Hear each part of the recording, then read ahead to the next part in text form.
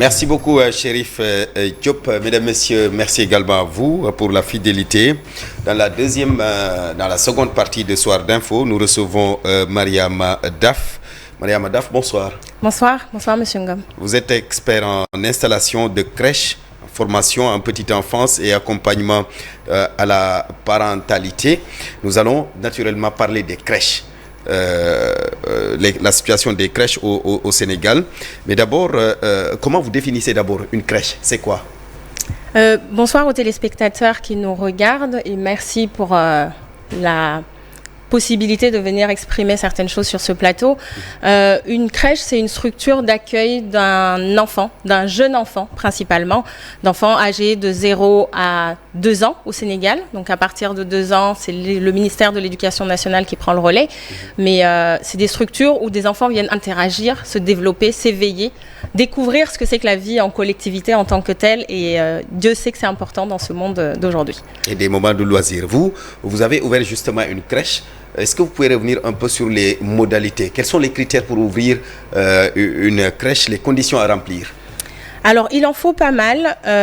Aujourd'hui, au Sénégal, on a un listing, une petite liste que nous fournit la NPE-CTP quand on décide d'organiser et de manager une structure, de mettre en place une structure d'accueil du jeune enfant, avec des documents à fournir dedans, des autorisations, notamment des lettres d'intention à l'égard des pouvoirs publics qui décident en effet de nous autoriser à nous installer dans leur zone, dans leur fief, on va dire, y compris une autorisation ou une lettre d'intention qui est émise à l'intention du ministère de l'enfant, de la protection de l'enfant, en charge de ce que nous faisons aujourd'hui.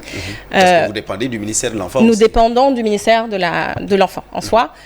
Au-delà de ça, il faut avoir les locaux qui vont bien, qui sont adéquats, avec les normes qui vont bien aussi, du personnel avec une formation minimum qui est sollicitée. Et il y a pas mal de petites choses qu'il faut quand même avoir pour pouvoir se targuer aujourd'hui de pouvoir ouvrir une structure. Nous allons revenir justement sur la formation des encadreurs de ce personnel. Mais est-ce que le ministère envoie parfois une mission pour venir inspecter, venir voir l'endroit qui doit accueillir ces enfants? Alors c'est une excellente question, merci de me la poser. Pour vous donner un exemple très précis, alors partons juste du principe que je ne suis pas là pour taper sur les doigts de qui que ce soit ou pointer du doigt certaines défaillances qui sont là. Mon idée est juste de pouvoir être allié à ces structures-là qui existent et qui sont là aujourd'hui pour nous accompagner. L'exemple que je voulais vous donner, c'est qu'aujourd'hui, en ayant un certain nombre de mois d'existence, alors c'est très très récent que la structure a été installée, contrairement à ce que je connais, la structure que j'ai aujourd'hui n'a vu aucune personne venir voir comment elle est. Voilà. Et pourtant, on vous a donné l'autorisation. Alors, je n'ai pas l'autorisation. C'est très, très complexe. Je n'ai pas l'autorisation dans le sens où, aujourd'hui, au Sénégal, quand on décide d'installer une crèche, on a un accusé de réception, une sorte de récépissé que nous délivre l'agence qui s'occupe de cela. Et ce récépissé nous permet d'ouvrir sur le coup pour commencer à exercer notre métier. On attend un arrêté et j'en profite pour passer un message à l'autorité compétente qui est censée nous délivrer cet arrêté-là pour nous permettre de continuer à évoluer. Cet arrêté, nous ne l'avons pas encore. Il n'est pas encore sorti. Donc et a priori, ça met des années. Sur la base de l'accusé de réception. Exactement. Aujourd'hui, au Sénégal, l'accusé de réception que l'on donne à toutes les personnes qui déposent leur dossier complet et bien ficelé au niveau de la NPE-CTP reçoit une attestation, un accusé de réception, un récépissé très exactement qui nous dit qu'on peut commencer à exercer. Donc en attente de ce fameux arrêté qui va venir nous donner beaucoup plus de poids et beaucoup plus de légitimité à être là où nous sommes. Donc, mais pour le moment, aucune autorité n'est venue voir inspecter les lieux, ni le ministère, ni... Aucune autorité n'est venue et c'est aussi l'objet de remettre un petit peu l'église au milieu du village, donc recentrer un petit peu ce qui se fait aujourd'hui au Sénégal. On a des pouvoirs qui sont là, les pouvoirs publics mettent des choses en place en effet, mais il est important de pouvoir se concentrer sur ce qui est la formation, l'accompagnement, la régulation.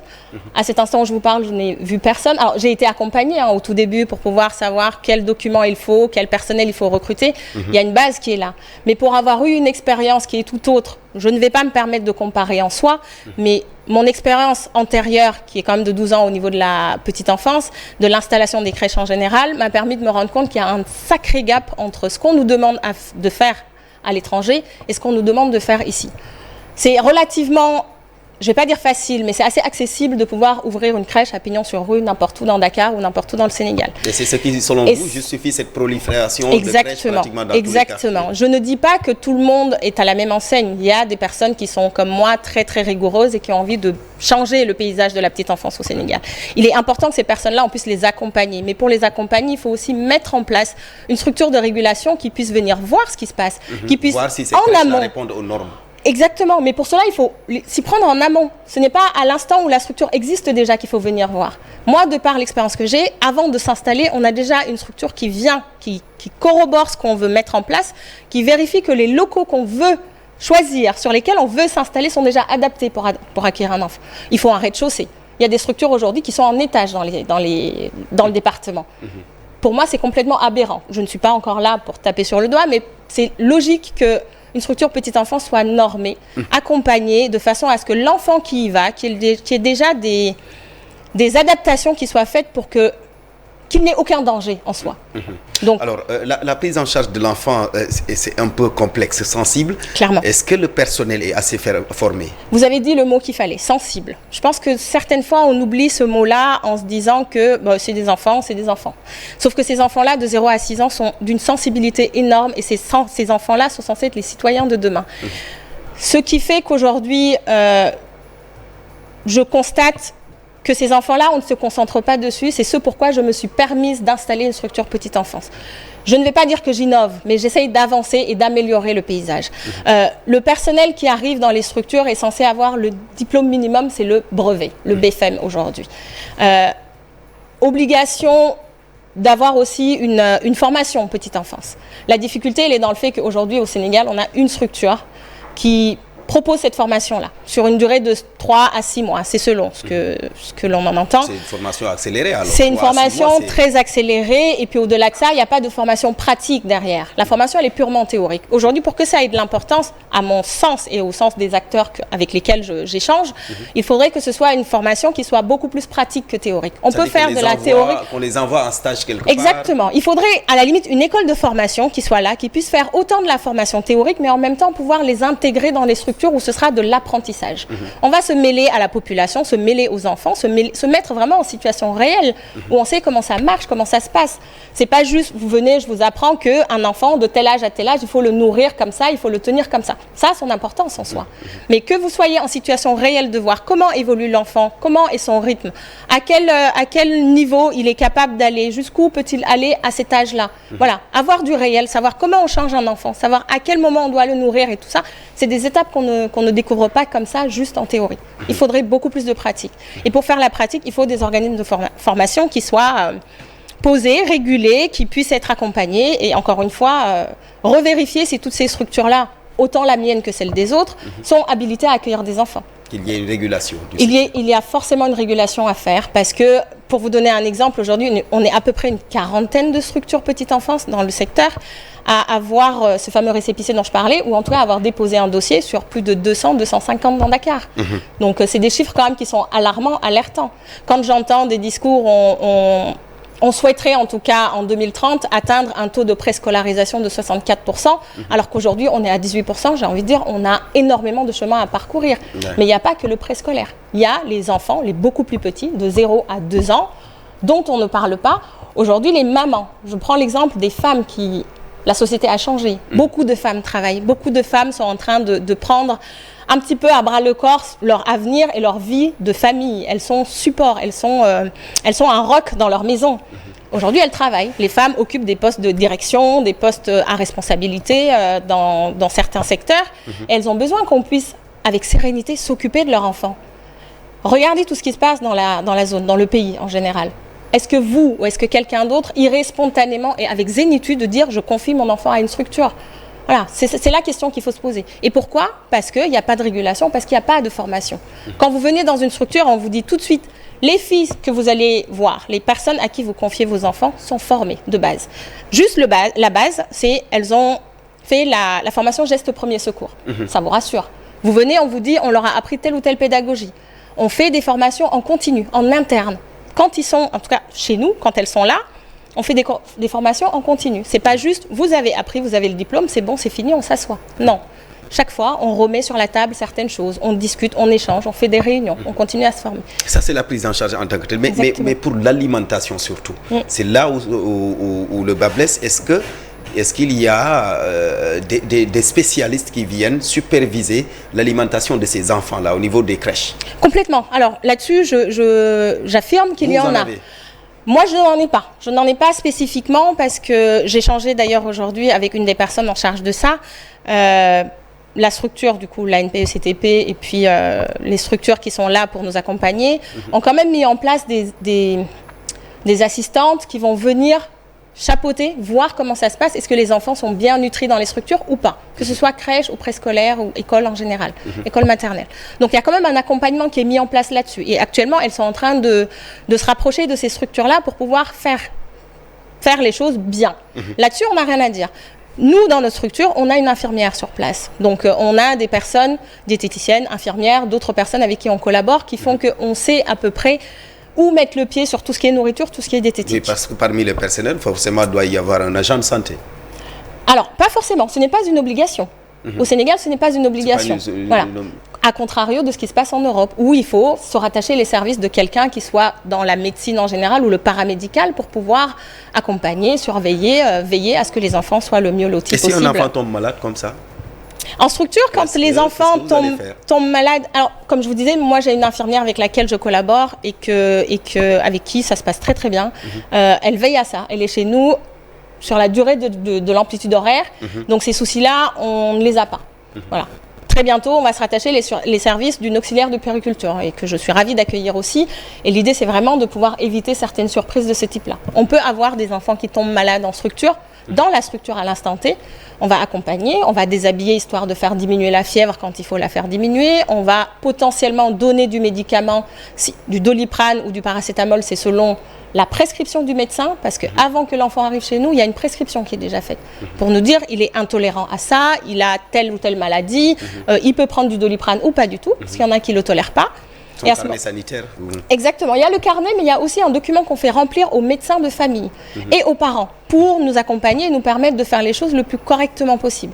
Et c'est toujours donné sous la responsabilité de l'infirmière qui est dans la structure.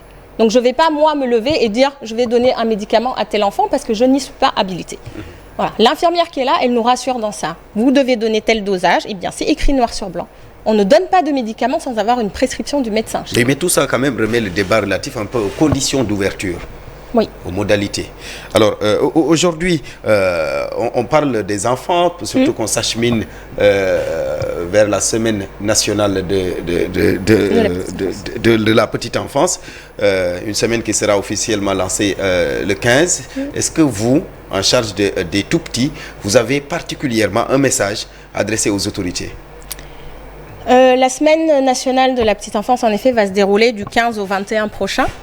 Il y a pas mal d'organisations qui sont mises en place, des olympiades, tout un tas de choses. Le message que j'aimerais lancer, il est toujours le même, c'est que, encore une fois, on va plus s'attarder sur les enfants qui vont avoir 2 ans et plus. Quand je regarde le programme qui est proposé, quand j'écoute en tout cas ce qui est annoncé dans ce qui va se dérouler sur cette semaine-là, ce qui est déjà très très bien en soi, ce n'est pas une critique, c'est un constat, il est important qu'on revienne à l'essentiel. Entre 0 et 2 ans, qu'est-ce qu'on fait ? Voilà. Aujourd'hui, le débat, il est là. Entre 0 et 2 ans, qu'est-ce qu'on fait de ces enfants-là ? On se rend compte qu'aujourd'hui, il y a beaucoup d'enfants qui sont différents. Quand je dis différents, ça va être des enfants qui ont je ne vais pas dire des retards, mais en tout cas qui rencontrent certaines problématiques qui font qu'on va mettre beaucoup plus de temps à les sociabiliser que d'autres. Des enfants qui sont sûrement exposés aux écrans, plus souvent que d'autres. Des enfants qui sont dyslexiques, autre chose. Tout ce qui est trouble, on va dire, en lien avec la dyslexie. Des enfants qui sont en retard physique ou moteur, quel qu'il soit.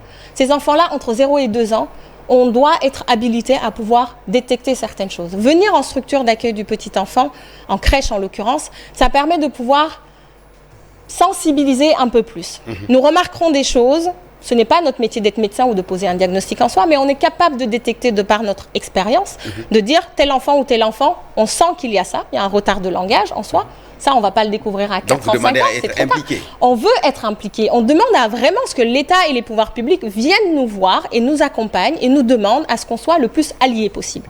Le secteur privé est laissé un petit peu de côté dans cette partie-là. On fait un peu comme on veut, comme on peut, avec les moyens qu'on a, parce qu'on n'est pas forcément accompagné ni financièrement ni structurellement parlant. Et aujourd'hui, on a besoin que l'État, que ceux qui sont tout là-haut, que les pouvoirs publics viennent nous voir et fassent de nous leurs alliés. C'est tout ce qu'on demande. D'accord. Insister d'abord sur la formation du personnel. Clairement. Aujourd'hui, c'est une problématique à laquelle on fait face. Alors, je ne vais pas dire que ma structure c'est la panacée et que c'est la meilleure, ceci, cela, mais tout ce qu'on veut, il y a énormément de gens comme moi qui sont revenus dans le pays dans l'idée d'améliorer. Tout ce qu'on veut, c'est qu'on nous laisse la latitude d'améliorer en augmentant les centres de formation, en améliorant les conditions dans lesquelles ces personnes-là sont formées et en laissant le plus simplement possible les structures s'exprimer. C'est un plaidoyer à engager tout de suite et maintenant. Carrément. On est dedans. Merci à vous. Mariama Daf. Merci beaucoup Barthélémy et merci aux auditeurs qui nous ont écoutés. Merci Mariama Daf, expert en installation de crèche, formatrice en petite enfance et accompagnement à la parentalité. Merci. Mesdames, Messieurs, merci également à vous. Merci de nous avoir suivis. C'était la seconde partie de Soir d'Info.